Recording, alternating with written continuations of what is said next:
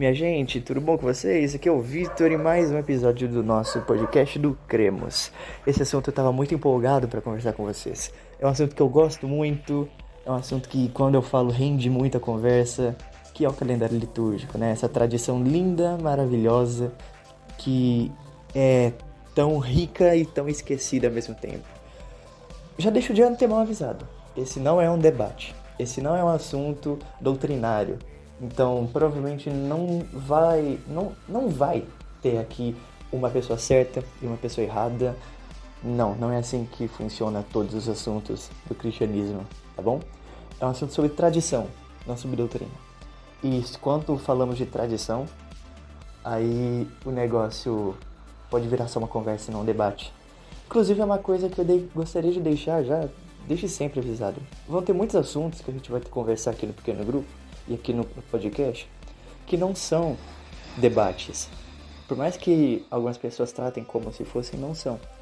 A ideia aqui é expor opiniões e, se possível, chegar a um consenso. Mas nunca há um vencedor e um derrotado. Então, desde hoje, desde esse episódio, abaixe suas armas. Eu não pretendo debater com quem discorda de mim. No máximo, responder objeções como uma conversa normal. E o que eu quero fazer é compartilhar uma coisa que, no meu ver, enriquece a beleza do cristianismo e enriqueceu a minha vida. Eu espero que enriqueça a sua também. Bora pro episódio, gente! E pra gente começar a conversar a respeito desse tema, eu gostaria de voltar com vocês até o ano 325. Era o Concílio de Nicéia. Havia sido convocado pelo imperador Constantino todos os bispos das igrejas mais influentes de toda a Europa, África e Ásia. Nesse concílio foram debatidos, talvez pela primeira vez em grande escala, temas extremamente relevantes à doutrina cristã, entre eles a doutrina da Trindade e o combate ao arianismo. Porém, não apenas isso, também foi conversado a respeito de uma data. Qual seria a data na qual se comemoraria o Natal, o nascimento de Jesus Cristo? Ficou convencionado o dia 25 de dezembro. E será que a moda pega? Você pode ver que até hoje, no Brasil, do outro lado do mundo, 2000 anos depois, no dia 25 de dezembro você consegue reunir na sua família tanto os seus parentes evangélicos quanto os seus parentes católicos estarem comemorando a mesma data, o Natal, o nascimento de Cristo. Eu acho que a data pegou, sim, a moda pegou. Se você for numa igreja católica durante uma missa no dia 25 de dezembro ou numa igreja evangélica, eles vão estar falando do mesmo assunto, o nascimento de Jesus Cristo. Afinal, por que uma data que nem está localizada na Bíblia pegou de tal forma que essas duas tradições totalmente diferentes comemoram a mesma coisa no mesmo dia? E a resposta é uma: calendário litúrgico influenciando diretamente uma das tradições e indiretamente a outra. E aí você, meu amigo, pode me perguntar: o que seria um calendário litúrgico? E eu vou responder para você da seguinte forma: imagine um ciclo mesmo. Você vai pegar nesse círculo e dividir as datas. Pegue toda a história do Evangelho, desde o nascimento de Cristo, o batismo, as pregações, a transfiguração, depois a Páscoa, que é a morte e a ressurreição de Cristo, a ressurreição em si e a ascensão, né? E repita isso todo ano. Resumidamente, esse é o calendário litúrgico. Claro que eu expliquei sem muitos detalhes, sem muitas cores e sem muitas outras, enfim, explicações devidas, mas para você entender, basicamente é isso. Você distribui os eventos mais importantes da fundação do cristianismo, do evangelho em si, durante todo o ano. E é com base nesse calendário, nesse ciclo, que as reuniões, as comemorações da igreja, da comunidade, vão ser baseadas. Ok, mas quem que utiliza um negócio desse tipo? Quem que utiliza um ciclo de para ser um calendário litúrgico para a igreja? Por que isso é útil? Bom, ela é utilizada geralmente pelos católicos romanos. Por isso que você encontra no calendário litúrgico romano as festas ali marianas, por exemplo, de Assunção de Maria, Nascimento de Maria, não são coisas que os protestantes costumam comemorar, não é? E é aí que o evangélico começa a ficar um pouco preocupado, porque afinal isso não é coisa de católico? E eu te digo que não é, porque existem os protestantes que também utilizam esse tipo de ferramenta. Os anglicanos têm um calendário litúrgico próprio, os luteranos, alguns metodistas e alguns presbiterianos. E isso só falando da tradição ocidental. Tradição oriental, os ortodoxos também seguem um calendário litúrgico um pouco diferente, claro. E as diferenças vêm por causa de divergências doutrinárias, geralmente. Por exemplo, é óbvio que um calendário luterano não vai ter ali uma data reservada para a Ascensão de Maria, porque isso é um dogma mariano, um dogma católico romano. Os luteranos não acreditam nisso, então eles têm o calendário baseado nas doutrinas luteranas. Isso é extremamente normal. E provavelmente, se você é de uma igreja evangélica brasileira, geralmente eles não têm um calendário litúrgico. Mas mesmo assim, eu aconselho que, se a sua igreja já não tem, que você, pelo menos em sua casa, na sua devoção particular, individual ou até familiar, cultive esse costume. Estou te fazendo essa sugestão, esse conselho, e vou te mostrar o porquê é bom você fazer isso e porquê, pelo menos ao meu ver, toda igreja deveria ter esse tipo de ferramenta em seu arsenal, digamos assim. No nosso pequeno grupo do Cremos, a gente utiliza o calendário litúrgico baseado no calendário romano. Apesar da gente não seguir algumas datas e não falar de algumas festas, por exemplo, alguns dogmas marianos, porque a maioria é protestante e a ideia desse ministério não é esse caminho, né? Nós nem somos católicos para falar desse tema. Nossa ideia é falar do que é ponto em comum para a maioria ou para todos os cristãos que conhecemos de todas as tradições. E eu gosto de deixar bem claro, nós não estamos falando de um assunto que é uma doutrina. As igrejas que não têm o calendário litúrgico, elas não são piores do que as que têm. Não é esse o assunto. Nem tudo é ferro e fogo, nem tudo é 8 ou 80. É uma questão de tradição, não de doutrina. E eu estou aqui apresentando o meu ponto de vista com argumentos, inclusive acho bem razoáveis, do porquê essa tradição ajuda muito uma igreja. Não que a igreja que não segue o calendário litúrgico não tenha essas características que eu vou falar, mas eu acredito que o calendário é uma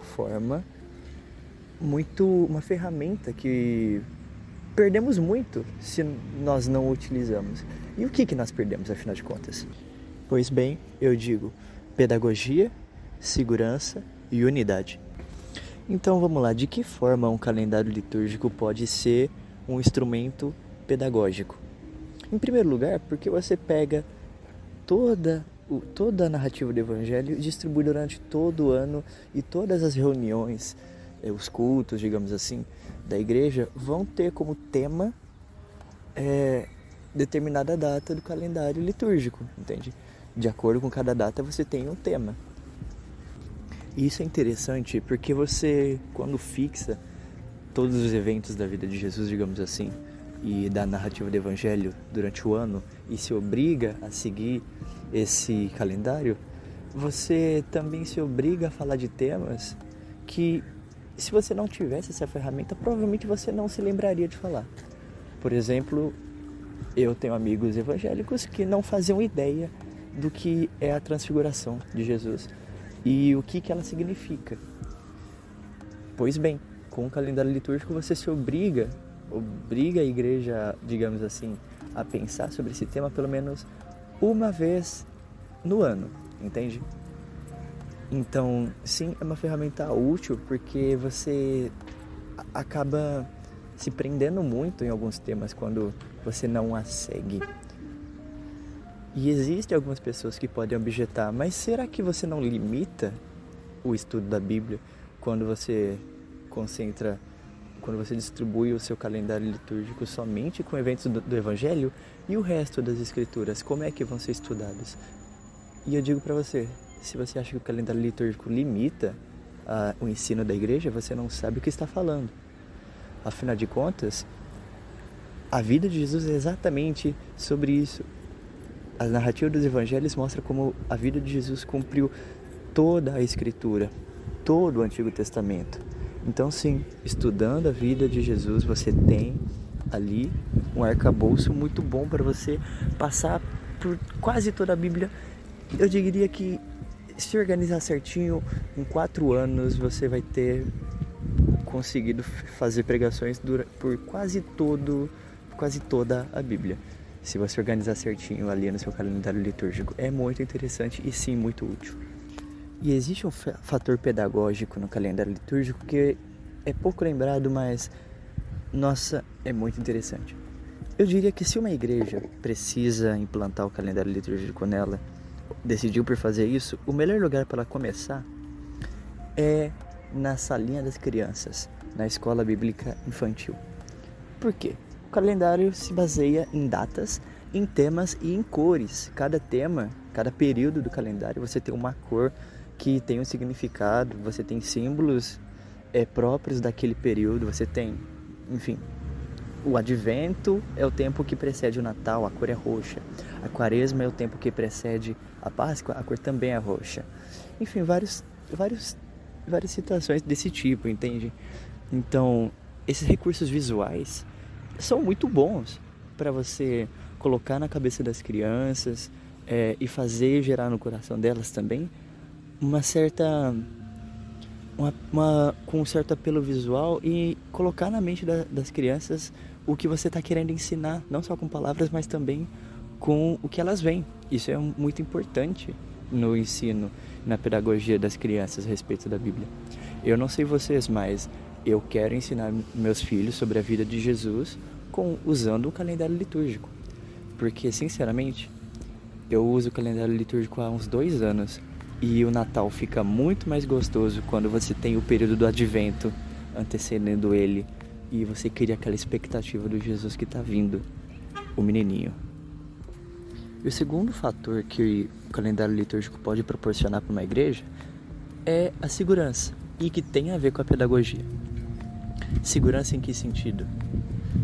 Eu não sei se você percebe isso, mas igrejas e tradições cristãs históricas, elas têm a doutrina bem fundamentada e bem solidificada na igreja, porque elas têm credos e confissões estabelecidos.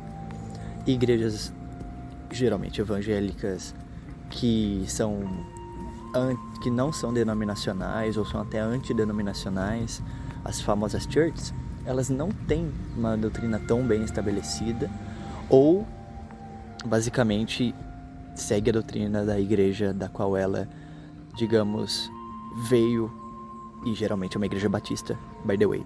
Mas isso não vem muito ao caso. O que importa é que é interessante para uma igreja manter fixo o que ela acredita, para que você não tenha problemas com divergências teológicas graves. Não que seja errado ter divergências teológicas, eu acredito que a certo nível é bom para a saúde da igreja. Ela conversar, ela respirar, ela questionar algumas coisas. No entanto, não pode ser bagunça. Não pode cada um achar o que quer. Porque depois, até onde isso vai?